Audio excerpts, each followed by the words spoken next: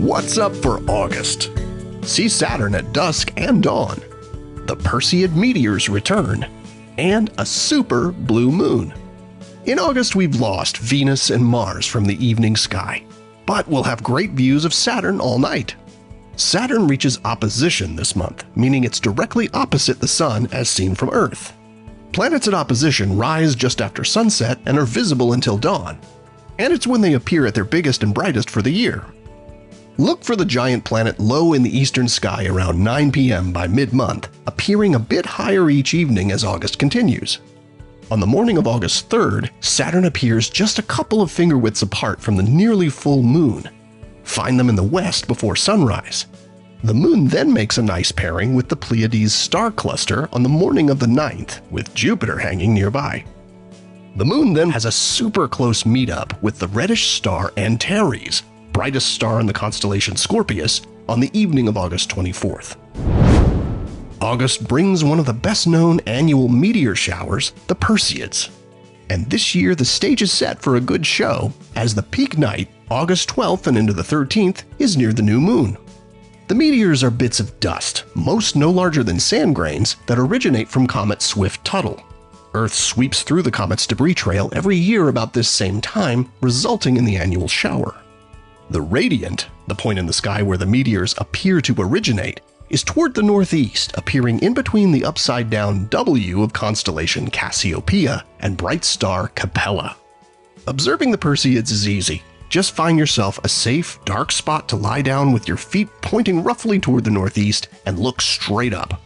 The best time to view them is between midnight and dawn as the radiant rises higher in the sky. Meteor activity likely will be at its greatest in the hour preceding dawn.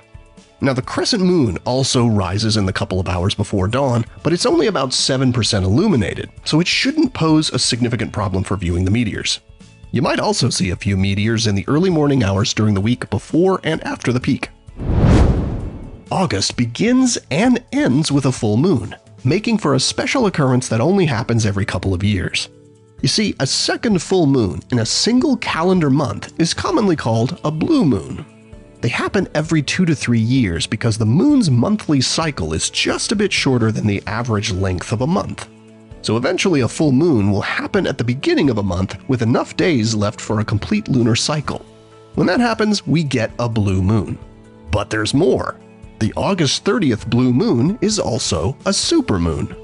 The moon's orbit isn't a perfect circle, so sometimes it's a little farther away from Earth and sometimes closer. At its closest point, called perigee, it's 14% closer than at its farthest. About 3 to 4 times a year, the full moon phase happens to coincide with the moon reaching perigee, and we call that event a supermoon. While it technically appears a bit bigger and a tad brighter than the average full moon, the difference is not super noticeable to the eye. The combination of these two special full moons, making for a super blue moon, occurs about every 10 years on average, though the time between any two occurrences can vary from 2 months to 2 decades or more. So enjoy this month's 2 full moons, and while the second one won't appear supersized or any bluer than usual, now you know what makes it special. Here are the phases of the moon for August. Stay up to date with all of NASA's missions to explore the solar system and beyond at nasa.gov. I'm Preston Dykes from NASA's Jet Propulsion Laboratory, and that's what's up for this month.